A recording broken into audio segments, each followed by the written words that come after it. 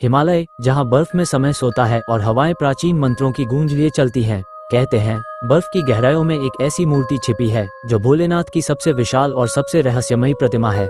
लेकिन उसे देखने का मतलब है मृत्यु को न्योता देना, क्योंकि उसके चारों ओर खड़े हैं मृत पहरेदार और नीचे सो रही है काल अग्नि, विनाश की ज्वाला। ये कहानी है एक ऐसे यात्री की जिसने सत्य की खोज में हिमालय का सफर शुरू किया और पाया कि कुछ सच जान लेने से बेहतर है कभी न जानना।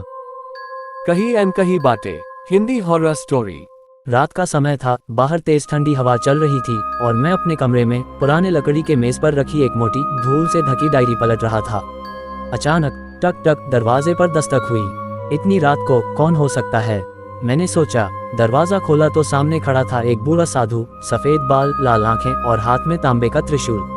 उसने धीमी आवाज में कहा, ग्रेटर देन, अगर तुम सच में भोलेनाथ के भक्त हो तो हिमालय आओ। वहाँ एक मूर्ति है जो किसी ने आज तक नहीं देखी। लेकिन सावधान, वहाँ जाने का मतलब मौत को चुनौती देना है। मैं हक्का बक्का रह गया। आप कौन हैं? वो बस मुस्कुराया और कहा, ग्रेटर देन, जहाँ हवा में मंत्र गूंजते हैं और बर्फ के नीचे समय सोता है, वहीं मिलेगा तुम्हें तुम्हारा उत्तर। इतना कहकर वो अंधेरे में गायब हो गया। मैंने खिड़की से बाहर देखा, वहाँ कोई नहीं था। ये क्या था? उस रात नींद नहीं आई, दिमाग में सिर्फ एक ही सवाल घूम रहा था, भोलेनाथ की सबसे बड़ी मूर्ति सच में है? अगली सुबह मैंने तय कर लिया, चाहे जो हो मुझे वहां जाना ही होगा।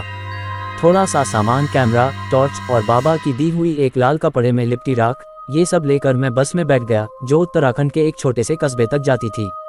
बस सुनसान रास्तों से गुजर रही थी, बाहर घना जंगल और बीच बीच में ट्रक ट्रक करके खिड़कियों पर टकराती ठंडी बर्फ। सामने बैठे एक बुजुर्ग यात्री ने मेरी ओर देखा और धीमे से बोला, ग्रेटर देन, तुम उस तरफ जा रहे हो? मैंने पूछा, कौन सी तरफ? वो बस फुसफुसाया, जहां लोग बिना लौटे चले जाते हैं। उसकी आंखों में अजीब सा डर था। मैं कुछ पूछ पाता इससे पहले ही बस एक सुनसान मोड़ पर रुक गई।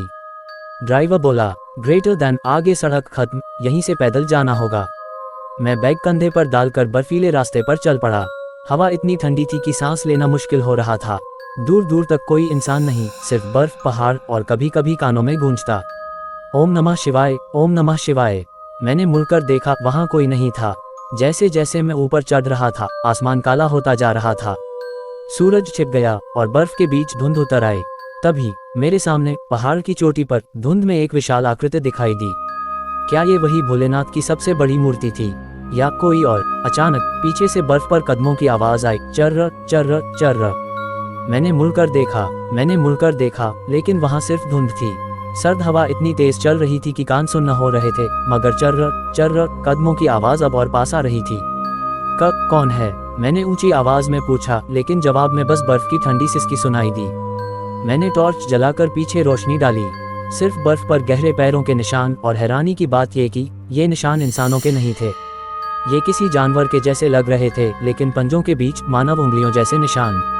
मेरे गले में डर की एक गांठ सी बन गई। मैंने कदम तेज कर दिए, लेकिन आवाज भी तेज हो गई, चर्र चर्र चर्र। अब मुझे साफ सुनाई दे रहा था, कोई मेरी सांसों की लय के साथ सांस ले रहा था। अचानक मेरे सामने रास्ते पर एक लंबी काली परछाई उभरी, इतनी लंबी कि उसने आधा रास्ता ढक दिया। उसके हाथ में कुछ था, शायद एक त्रिशूल, और उसके सिर के पीछे अजीब सा धुएं का घेरा। मैं डर के मारे पीछे हट गया। क्या आप बाबा हैं?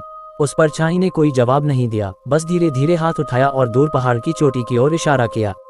मैंने उसकी उंगली के इशारे को देखा। वहां दूर बर्फ में आधी दब चुकी एक विशाल भोलेनाथ की मूर्ति नजर आ रही थी। लेकिन जैसे ही मैंने वापस उसकी तरफ देखा, वो परछाई वहां से गायब थी। मेरे दिमाग में सवालों का तूफान था। ये कौन था? इंसान, भूत या कोई और ही शक्ति? हवा में अचानक फिर वही मंत्र गूंजा, ग्रेटर देन, ओम नमः शिवाय, ओम नमः शिवाय। लेकिन इस बार ये मंत्र किसी इंसान की आवाज नहीं थी, ये मानो खुद पहाड़ की गहराइयों से आ रहा था। बर्फ पर पांव रखना अब मुश्किल हो रहा था। हवा इतनी ठंडी थी कि हर सांस में बर्फ की सुइयां चुभ रही थीं। मैंने टॉर्च की रोशनी में आगे बढ़ना जारी रखा, लेकिन जैसे जैसे मैं उस विशाल आकृति के करीब पहुंच रहा था, धुंध और गहरी होती जा रही थी। आखिरकार मैं उस जगह पहुंचा। मेरे सामने एक अथाह विशाल भोलेनाथ की मूर्ति खड़ी थी, लगभग पहाड़ जितनी ऊंची। उसकी आंखें बंद थीं और माथे पर जमी बर्फ एक चमकदार सफेद तिलक जैसी लग रही थी। लेकिन जैसे ही मैंने उसके चरणों के पास कदम रखा, जमीन हल्की सी कांपने लगी। अचानक हवा में एक अजीब सी गूंज फैल गई, ग्रेटर देन, कौन है जो यहाँ आया है? मैंने घबराकर इधर उधर देखा, कोई इंसान नहीं। ये आवाज़ खुद मूर्ति से आ रही थी। मेरे हाथ पांव सुन्न हो गए, कैमरा मेरे हाथ से फिसलकर बर्फ में गिर गया। मैंने हिम्मत जुटाकर कहा, मैं आपकी मूर्ति देखने आया हूँ, आप भोलेनाथ हैं। तभी मूर्ति की आंखें धीरे धीरे खुलीं। उनमें कोई साधारण रोशनी नहीं थी, बल्कि नीले और सुनहरे रंग की बिजली सी चमक रही थी। एक तेज हवा का झोंका चला और उसके साथ ही बर्फ के अंदर से मूर्ति के चरणों के पास कई काले साए बाहर निकल आए। उनके चेहरे इंसानों जैसे थे, लेकिन आंखें बिल्कुल सफेद। उनमें से एक मेरे करीब आया और गरजते हुए बोला, ग्रेटर देन, ये पवित्र स्थान है, यहाँ जीवित मनुष्यों का आना मना है। मेरे गले से आवाज तक नहीं निकली, बस मेरे कदम पीछे हटने लगे। लेकिन तभी पीछे से किसी ने मेरे कंधे पर हाथ रखा। उस ठंडी बर्फ में वो स्पर्श अजीब तरह से गर्म था। मैंने धीरे धीरे पीछे मुड़कर देखा और मेरी सांस अटक गई। मेरे पीछे वही बूढ़ा साधु खड़ा था जिसने मेरे कमरे के दरवाजे पर दस्तक दी थी। लेकिन इस बार उसकी आंखें लाल नहीं, बल्कि गहरी नीली चमक रही थीं, जैसे उनमें पूरी रात का आकाश कैद हो। उसके चेहरे पर कोई मुस्कान नहीं थी, बस एक कठोर गंभीरता। उसने धीमे लेकिन भारी स्वर में कहा, ग्रेटर देन, मैंने तुम्हें चेतावनी दी थी, यहाँ आना मौत को न्योता देना है। मैंने हकलाते हुए कहा, बाबा, ये कौन है? ये काले साए। बाबा ने मेरी तरफ देखा, फिर मूर्ति की ओर इशारा किया। ग्रेटर देन, ये साधारण साए नहीं, ये एक मृत पहरेदार हैं। भोलेनाथ की इस मूर्ति की रक्षा हजारों साल से ये कर रहे हैं। इनकी आंखें सफेद हैं क्योंकि इन्होंने जीवन देखना छोड़ दिया है, ये सिर्फ मृत्यु को देखते हैं। तभी एक पहरेदार गरजते हुए आगे बढ़ा और बर्फ के नीचे से एक लंबी धारदार भाला निकालकर मेरी ओर बढ़ा।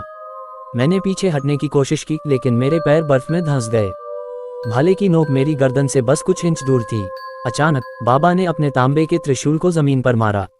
धड़ाम, बर्फ के नीचे से नीली लपटें उठीं और वो पहरेदार वहीं रुक गया। उसकी सफेद आंखें कांपने लगी, जैसे किसी शक्ति ने उसे थाम लिया हो। बाबा ने मेरी आंखों में गहराई से देखते हुए कहा, ग्रेटर देन, अब जो आगे होगा वो या तो तुम्हें अमर बना देगा या तुम्हारा नाम तक इस दुनिया से मिटा देगा। मेरे कानों में अब सिर्फ एक ही आवाज गूंज रही थी, ओम नमः शिवाय, ओम नमः शिवाय।